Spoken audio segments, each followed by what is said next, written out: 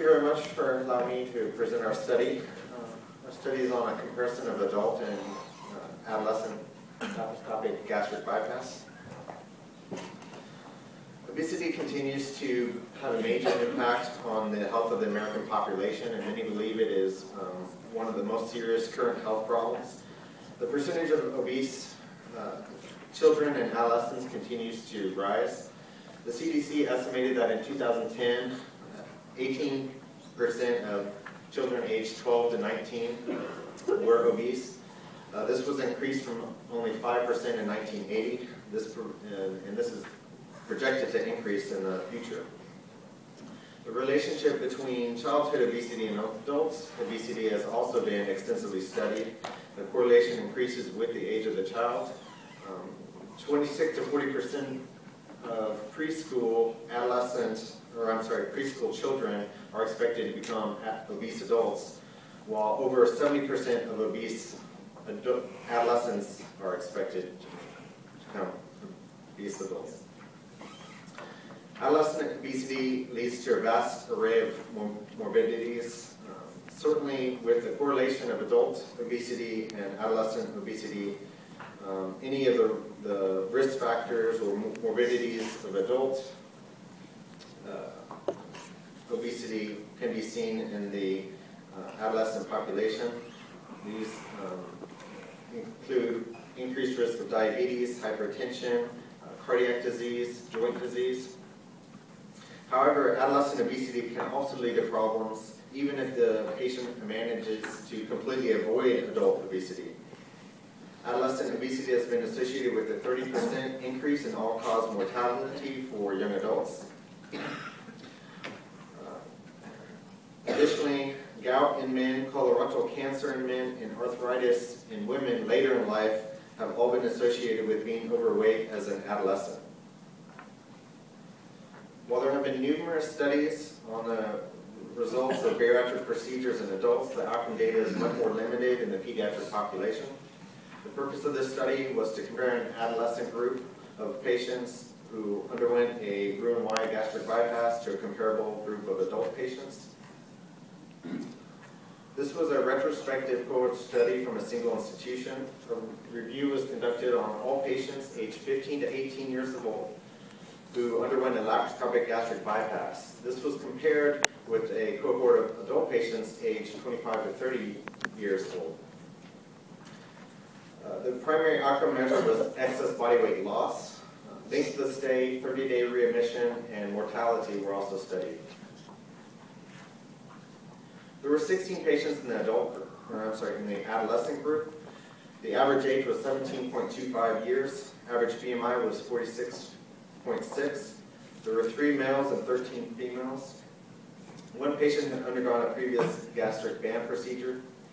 Comorbidities included 31% with hypertension, 19% with diabetes, 19% with obstructive sleep apnea, and 44% with gastric reflux symptoms. There were also 63% with symptoms of joint disease and 6% with stress urinary incontinence.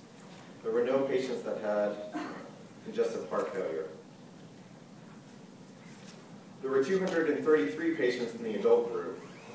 Here the average age was 27.9 years, BMI was 49.2.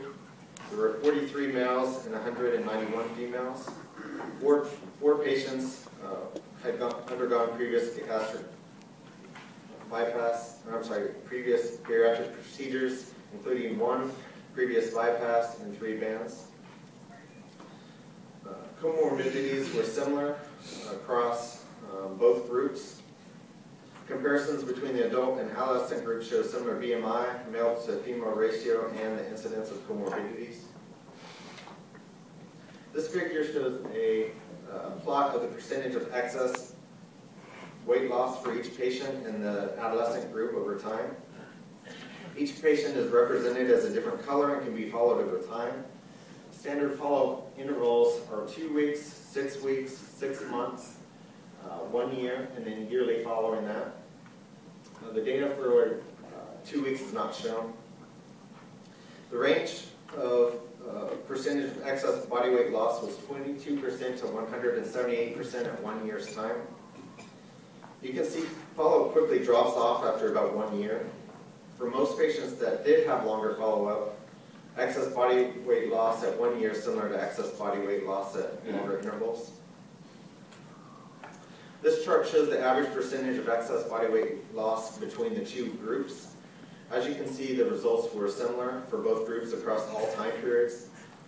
Approximately 25% of excess body weight was lost by 6 weeks and 60% by 6 months. The adult group stayed around 77 to 78% for both 1 and 2 years post-operative, while the adolescent group was at 93% for 1 year and 73% for 2-year follow-up. This difference is likely due to the higher standard deviation in the pediatric group given its lower numbers and the loss of some of its members at the 2-year follow-up time period. This shows the same data with specific values shown. An unpaired two-tail t-test was run on the data from each group at each time interval. Across all time periods, the difference between the two groups was found to be non-significant. The two groups had similar lengths of stay between 1 and 2 days. 30-day mortality was 11% for the adult, 30-day readmission rate was 11% for the adult group and 6% for the adolescent group. Readmissions were for things such as small bowel obstruction, hernias, persistent nausea and vomiting, or wound infections. There was 1 mortality in the adult group, and this was from suicide. Follow-up was comparable between both groups. There was a high follow-up at 6 weeks.